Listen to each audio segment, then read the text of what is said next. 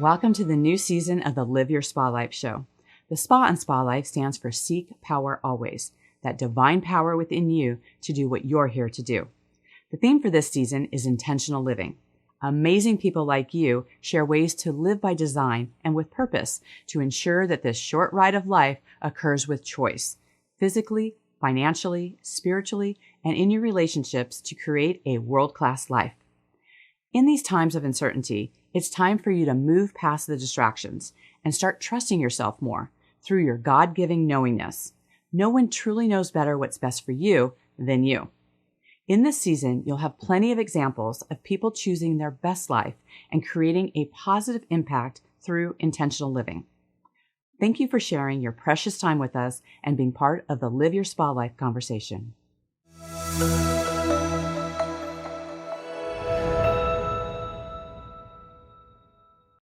With us today is Suze Q. Suze is the founder and principal of Sage Leadership Strategies, LLC, a firm focused on leadership, team, and organization development. She is an executive coach and a leadership and organization effectiveness consultant, as well as a wellness practitioner with over 30 years of business experience. Suze's vision is to create a world where healthy expression of our whole selves is valued in the workplace. She supports leaders to achieve their potential and deliver on the sustainable results that matter to them and their constituents. Suze, welcome to the show. Oh, thank you, Diane, for having me on. I'm happy to be here. Thank you. So, Suze, you have been in leadership positions with Accenture, IBM, GE, Healthnet, the Leukemia and Lymphoma Society, and Data Switch Corporation. What leadership challenges do you see across the board? Well, as you can see, I've worked in a lot of different size organizations, different kinds of industries. And yes, while there's some differences, of course, in the specificities of their businesses and their business model, leadership is leadership. And at the end of the day, it's about having a leader who has a clear and compelling vision and who can clearly articulate that to their various constituents and get buy-in, and then give people feedback along the way and give recognition when people are doing a great job. I mean, it's as hard and simple as that. So what I see in terms of the current climate today is it calls now more than ever for leaders to be what I call integrated leaders, meaning fully present, centered, grounded in themselves, the sense of themselves, knowing full well what their strengths and what their development areas are, and being able to, turn or pivot on a dime, because we've seen in the last 3 years, all that's gone on in the world, and it's not going to let up anytime soon. So I don't know if that answers your question, but across the board, people are people. Right. Yeah, absolutely. I love that you're sharing about, leaders being able to share their vision. What I've found is sometimes being able to trickle that down within the company, and for people to, one, have buy-in, to understand how not only does it support the company, but also their personal goals. What are some of the things that you have seen that really help positively impact company culture? Well, first of all, you're hitting on something that's really important. It's never communication and sharing vision and getting buy-in is never one and done. It's always an ongoingly dialogue and process, not only with leaders at the top, but with their folks and with their folks, and also creating forums and different kinds of listening posts and interactive forums where people can have ongoing dialogues, because things are always changing and it might have different implications. In terms of fostering positive culture, it's as hard and simple and starts and ends with respect. Leaders respecting their employees. And so if you unpack what is really respect, that there's a lot to that. And now we know what's been elevated in the last couple of years is the whole DEIA, J, whatever additional letters you want to add. Yeah, any letters you want to add. Okay.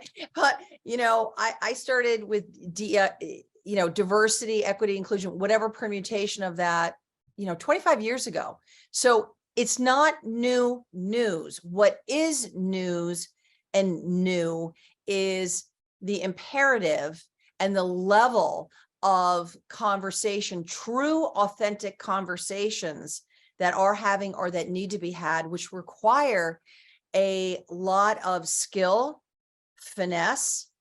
It's not for the faint of heart to really get at people's truths. So you are truly creating cultures of acceptance and belonging, even when some of the things people have to say is not popular, because too often what happens is somebody who may be speaking a truth and has the courage to come forward on something might get shot. They might be the scapegoat. So it's like, so to create positive culture, I don't want to oversimplify things because it can be challenging and complicated, but it really starts, it starts both at the top and bubble up from the bottom, meaning the top in terms of leaders being available, accessible, responsive, and creating the cultures where folks feel like they can bubble up their questions, concerns. So it really is, I'm going to say, like a dynamic, interactive process where you foster culture where everybody's learning. Yeah, no, I totally get that. And, there are a lot of different, how you approach things differently with different type of businesses and scenarios. So you've worked with anywhere from Fortune 500 companies, small business owners, and nonprofits, as well as a lot of different industries, anywhere from healthcare, technology, financial services, education, publishing. I mean, there's a lot in there. What kind of industries do you think are getting it right when it comes to teamwork? Oh, wow. That is a really good question. I mean, I could make gross generalizations on industries, and I'm sort of hesitant to do that because the minute I do that, we could spot if I say this industry is doing it really well, then we can have a company or an organization within that industry that's not, or one that is, So I would say now having said that, let me say this. Obviously some industries have had incredible burning platforms, unlike never before, unprecedented. I'm redundant. Like healthcare, just given all that's going on in the pandemic. So let me give you an example of that. So last year, I worked with a rehab hospital on helping them elevate their culture of care. So we did, and they couldn't have nurses off the floor. We did a 2-hour training. That was a lot for them to take the nurses off the floor. And that was a huge deal. And they were incredibly committed to it. And I have to tell you, I was so blown away by, and then this was not only me, but some other members of my team. So there was probably a team of like 4 or 5 of us that were doing this training. And so I was blown away by the care and the commitment of these healthcare providers. And in some cases, what they had just been coming off of in the previous, year or 2 or 3 with the pandemic. And so their sense of teamwork, because lives depend on it. So we could say in healthcare, yes, they do it really well. And also, again, like a lot of organizations, once you scratch below the surface, you can also get underneath some underlying dynamics.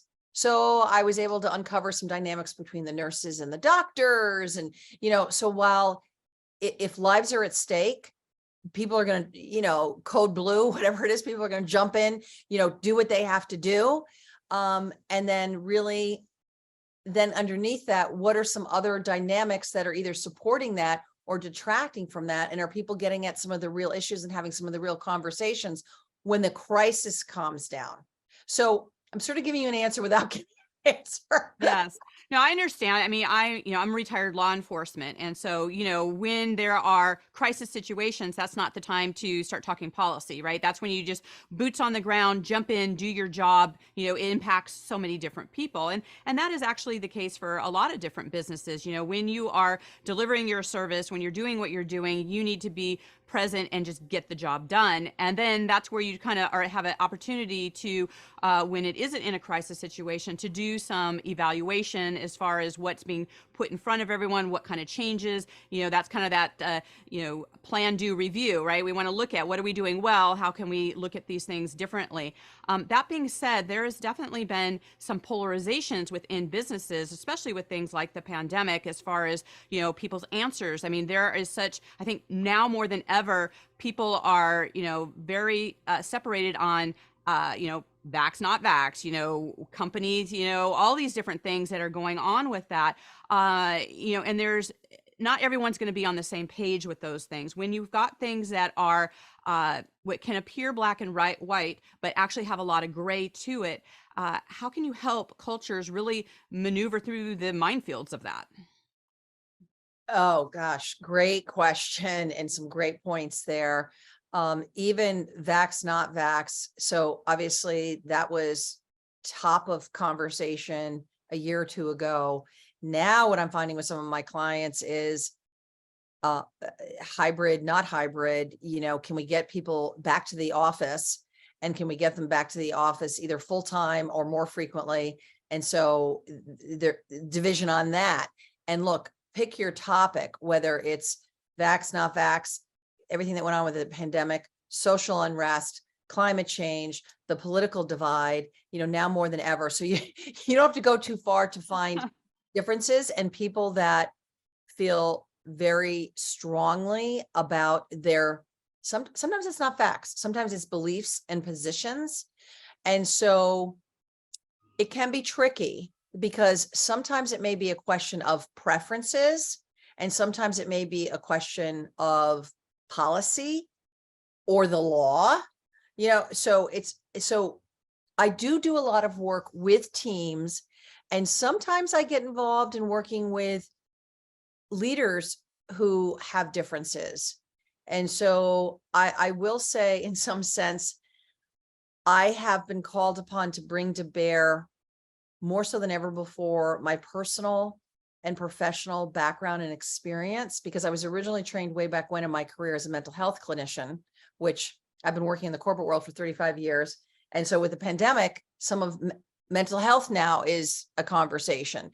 So, and it doesn't have to be therapy. It can just be, how are our employees? What's the well-being of our employees? So it always comes down to working with, whether I'm working with a group or a team or an individual trying to change their mindset, or I'm working with two leaders and they have differences, is making sure first and foremost, again, hard and simple as this, that they are listening. They are listening, because when what happens is, and I'm a student of neuroscience, is that people get triggered, and that's real.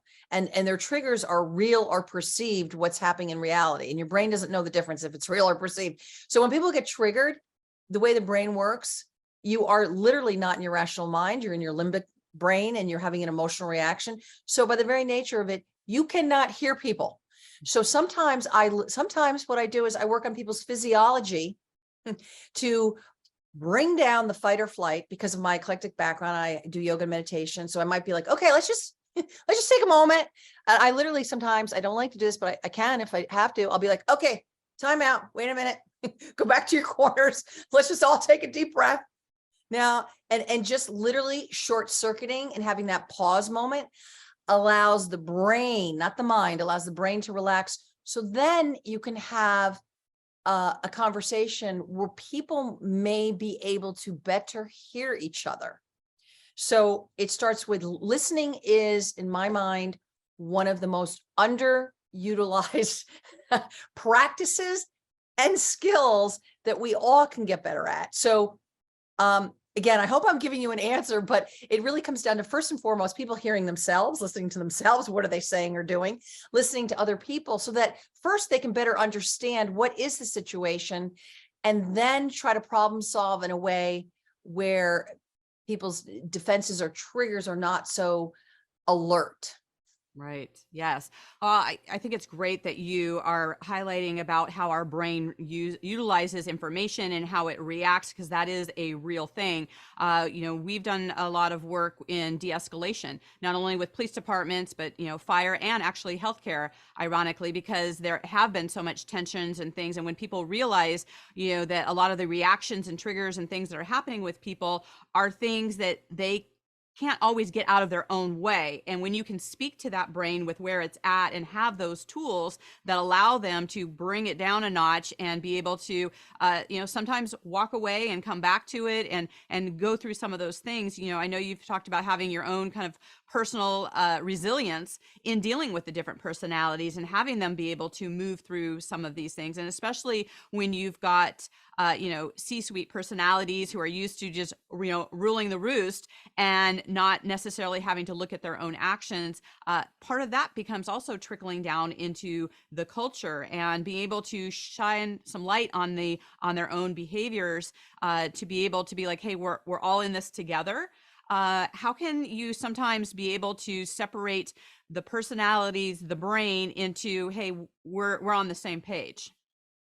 Well, that's a great question. You're full of great questions today. So as you know, when somebody's in a position of power, such as somebody in the C-suite, name the C, whether it's CEO, COO, chief something, right?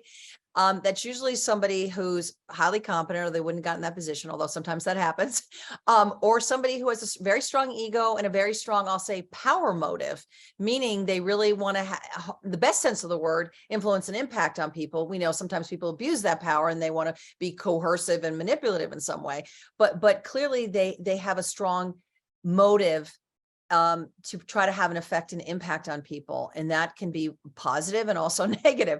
And so to your point, yes, they might be used to calling the shots and getting their way. And, the old command and control style, it does have its place. If there's a crisis, you want somebody to take charge and be like, do this, do that, and be very directive. But generally, it's not a good long-term strategy to really try to foster the most engagement from your people. And so, it is a combination. In my experience, I do coach, C-suite people, and I have had on occasion to coach some C-suite people who are together having differences, and I've had to mediate. And so it is a question of fostering trust, building that, because here's the thing, everything happens in context. Everything happens in the context of a relationship. So all significant change that anybody wants to affect with themselves or with anybody else has to happen in the context of some kind of trusted relationship, because change is really hard. So even when somebody wants to change and they're committed to it and they have a plan, and, it's never a linear path. They're going to screw up. They're going to slip back. It's more like, okay, when that happens, what happens? And so it's really important that you create the trust. Like for me, you have to create the trust with your clients to be able to give them feedback and call them out and set appropriate boundaries. I've had sessions where, I had a leader say some very disrespectful things, and I flat out said, okay, not okay. And that is not okay. And if you are going to continue to speak that way, then this engagement is over. You can fire me or I quit. But this is not okay. And so, yes, it required courage on my part, but at the end of the day, I'm not serving that client if I allow them to continue to operate that way. And because this is the thing, I think Buddha said this, wherever you go, there you are. So if that person is behaving that way with me, or with me or their colleague, they're doing that with other people. And what happens is people are very uncomfortable. And because this person's in a position of power, it's like, I'm not going to say anything. I'm afraid for my job. And so part of doing the work that I do, I have to be, if I'm really going to make a difference, and I have my own supervision and everything, because when you're doing this work, it's hard and people are complicated and they get into your stuff. And if I'm getting into their stuff, I'm going to have moments where I'm activated. Sometimes I have to go off and have my own reality check. Like, did I do the right thing? Did I say the right thing? when and where should I strategically, insert myself here in service of what is my client's agenda and what is the change that they either need to make or they say they want to make.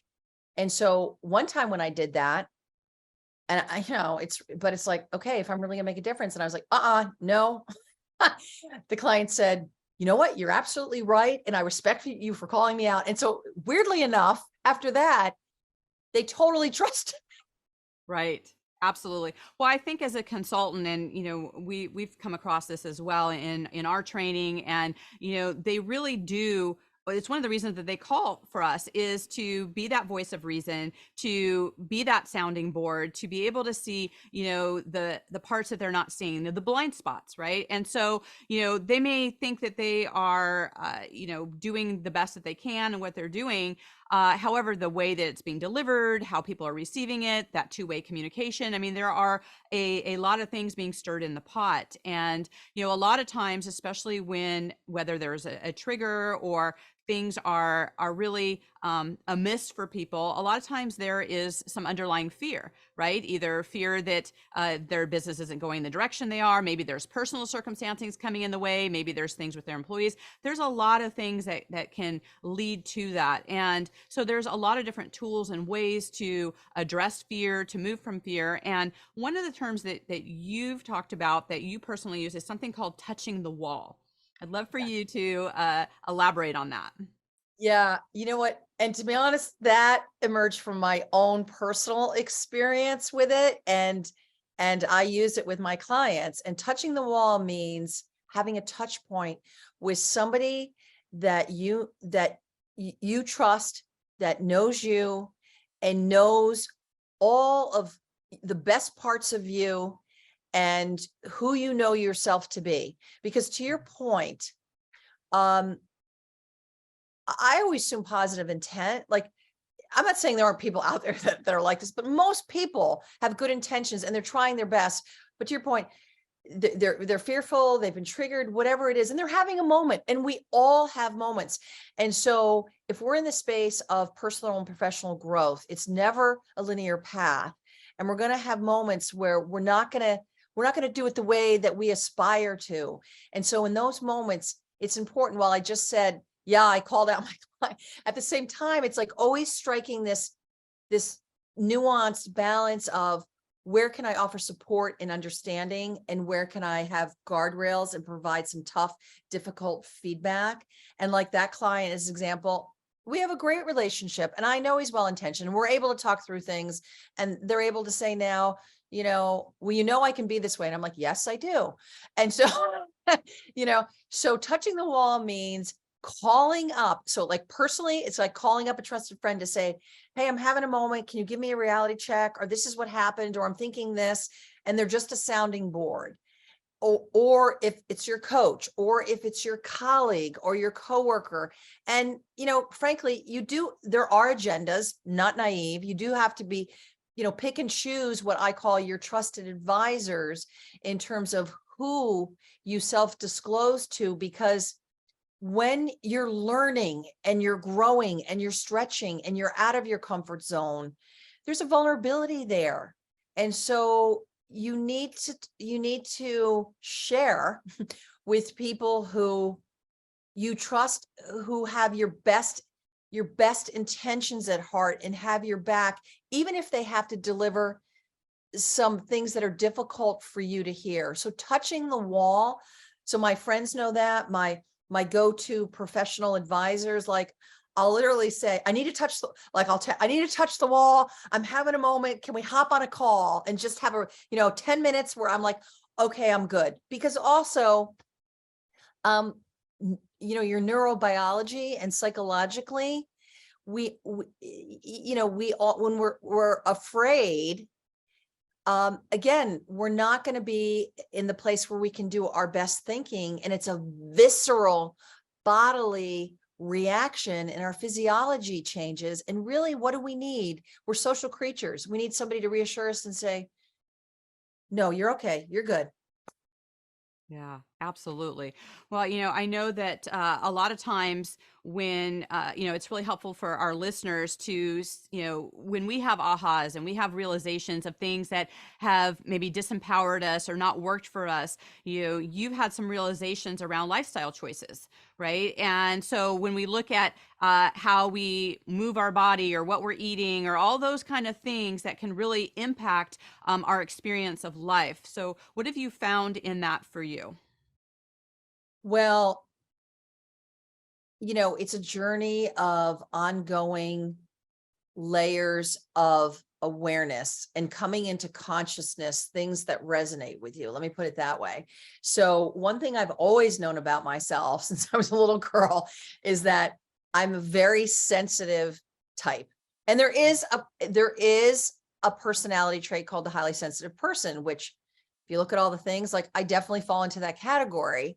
At the same time, I've always been very highly motivated, high driving, high achieving. And so sometimes I can do it to myself and drive myself into the ground. Nobody else has to do that. I don't need anybody else saying anything. So yes, while we all have influences and bosses and clients and like they want this and you're trying to deliver, to be honest, sometimes you're just mastering your own mind, own self. So because my system, I'll say emotionally, psychologically, physically is very sensitive. And I'm one of these people that's very in tune with my body. Like when I was 4 months pregnant, I felt my daughter kicking. Like nobody says I'm like, I did. I'm sorry. I knew immediately like that I was pregnant before. And I just knew, I'm like one of those people. So I know I'm sensitive to lifestyle, and lifestyle means how much sleep you're getting, what kind of food, which is your fuel that you put into your body, how you move your body, that I know I'm one of these people that has to get 8 hours of sleep. And I've been eating all organic for over 30 years before it was a thing. I'm a gardener. I grow my own herbs and vegetables. I have for over 25, 30 years. And also being outside. Now there's a whole thing, eco psychology, which is a thing. It's just some of us intuitively just knew that. Like if you're like, before I got on this call, I built a labyrinth in my backyard. I went out and walked my labyrinth. It's a gorgeous day here. It's 61 degrees, beautiful blue sky. I got out there, cleared in between my meetings, cleared my head, went for a walk. And so I know I'm not going to show up as my best self. It's always dynamic. You're always tweaking it day to day, week to week, month to month, depending what you have going on. But I know I need to periodically clear my mind. I need to like declutter my mind. That's why I do yoga and meditation. And I also teach it. I know I need to eat well, and I know I need to get a certain amount of sleep, and I know I need to exercise. I swim half a mile 3 times a week. I lift weights 2 to 3 times a week. And then I hike and walk, and sometimes I have my Peloton. Sometimes I ride that. So I know I need to do all that. And when I'm not, things happen. Right. And so I have had jobs where I think I told you I had a job once where I was working 14, 16-hour days. And the thing is, if you're excited and you love what the content of that job is, you could be energized by working 14, 16-hour days, as long as you're taking care of all these other bodily needs. But if you're not, then it's just completely depleting. And I was also living out of a hotel Monday through Thursday. It's hard to get good food, good quality food. You can't really sleep. So that whole combination, I literally got sick, and I'm like, you know what? Not working. Right. Well, it's so My health is important to more have. important than the job. Sorry. No, say that again. I said my health is more important than the job. And Right. so, but we live in a culture that is drive. And so it's because of my temperament makeup, I drive myself. Then I live in a culture, a country culture, the corporate culture is drive. And so I've worked for hard driving companies. And so what those companies do is reinforce people like me, and you get rewarded.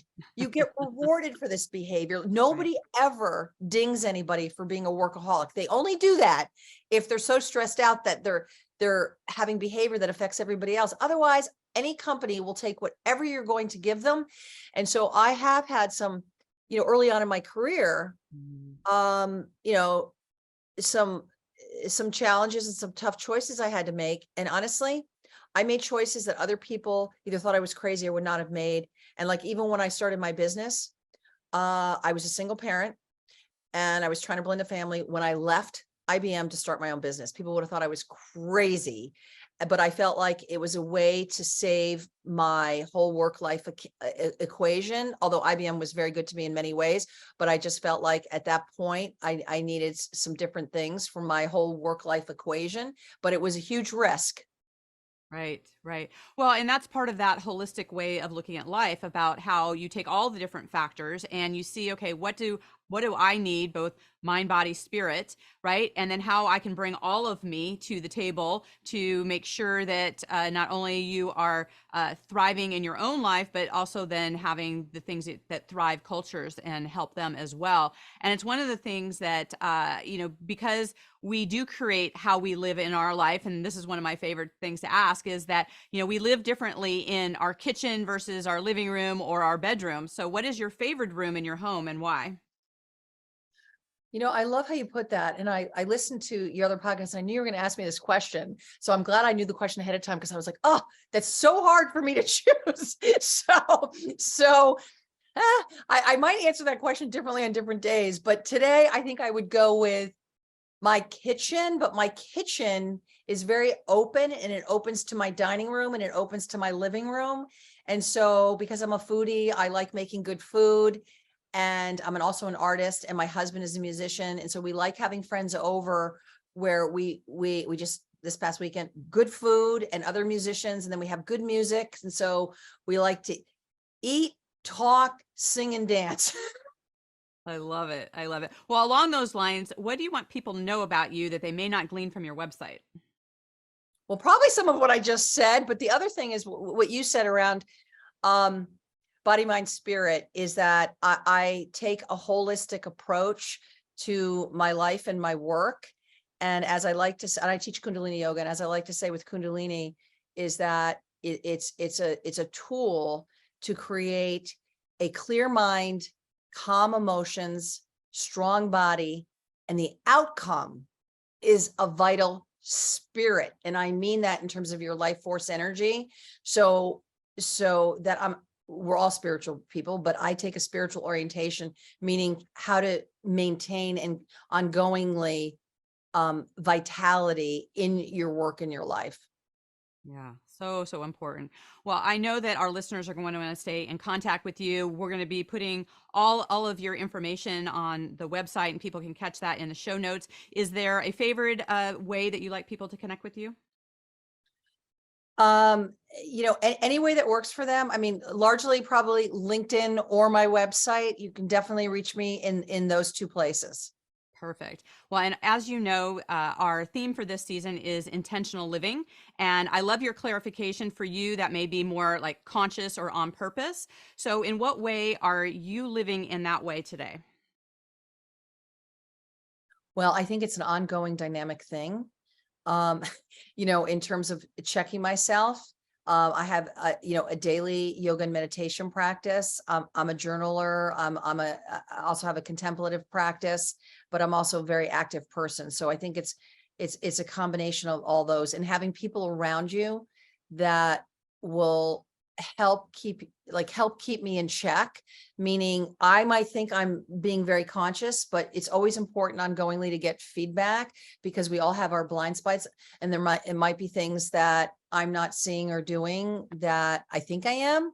So it's some things that I do internally and also in relationship to other people in my life. Yes, I love that. Well, I just want to thank you, Sue, so much for being here with us today and sharing your wisdom. Thank you so much for having me.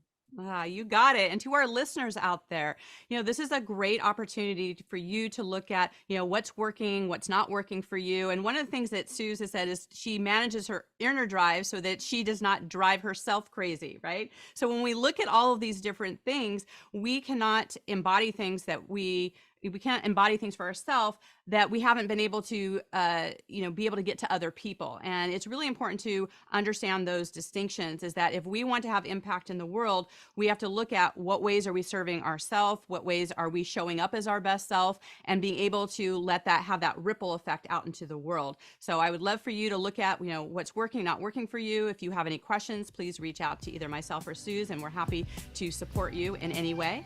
And until we connect again, live your spa life. Bye for now. Bye-bye.